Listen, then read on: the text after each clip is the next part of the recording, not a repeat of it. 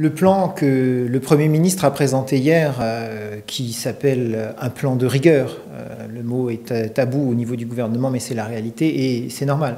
Nous sommes dans une situation qui, de jour en jour, ne peut pas s'améliorer dans la situation des déficits publics dans lesquels nous sommes. Donc, il était nécessaire effectivement qu'il y ait un nouveau plan. Néanmoins, ces 18,6 milliards d'euros qui sont annoncés, échelonnés sur 2 ans, ne sont pas suffisants. D'abord, le gouvernement dit c'est courageux. Pas tout à fait. C'est courageux si c'était effectivement un plan conséquent et suffisant, mais ce n'est pas le cas. Il est à minima 7 milliards d'euros l'année prochaine. C'est vraiment juste pour passer le cap de la présidentielle et ne pas annoncer des choses difficiles pour les Français et penser que ça va ainsi être passable pour l'ensemble de la population. Le problème, il est que à la hauteur des efforts que nous devons faire, nous savons, alors le gouvernement lui-même, le Premier ministre lui-même annonce un chiffre de 65 milliards d'euros d'efforts à faire d'ici 2016. Même si c'était ce chiffre-là, on voit bien que les 7 milliards annoncés l'année prochaine, c'est 10% de l'effort sur les 4 années qui viennent. Donc ça voudrait dire donc qu'on a 90% des efforts à faire en 4 ans sur les années qui vont suivre.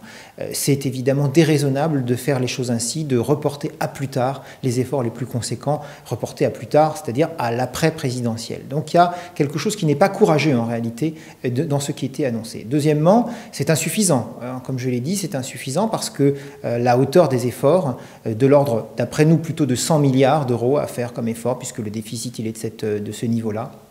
Cet effort de 100 milliards, il va falloir le faire franchement, il va falloir l'annoncer rapidement parce que on ne peut pas échelonner les choses avec des niveaux d'efforts supplémentaires très très importants dans quelques années, alors que c'est aujourd'hui qu'il faut faire les efforts, il faut les annoncer maintenant, il faut que tout le monde les assume, et ça c'est un élément important.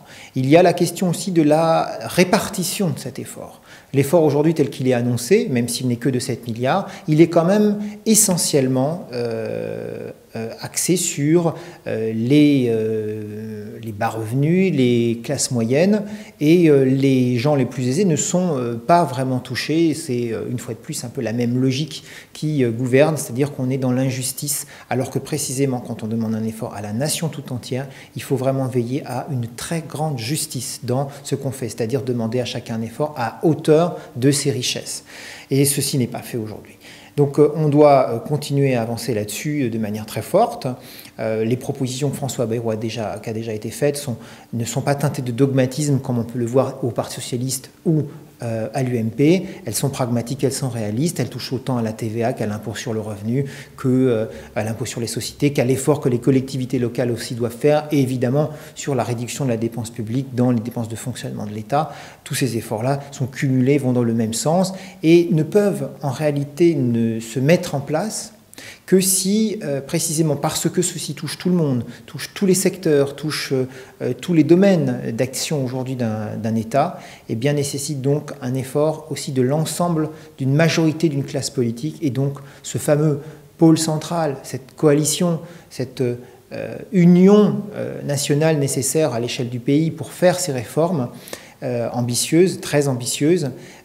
C'est ce que propose François Bayrou. Et d'ailleurs, notons que c'est ce qui se fait aujourd'hui en Grèce et qui pourrait se faire demain en Italie. On voit bien que quand c'est très difficile, il faut une union nationale pour relever la tête et relever les défis de demain.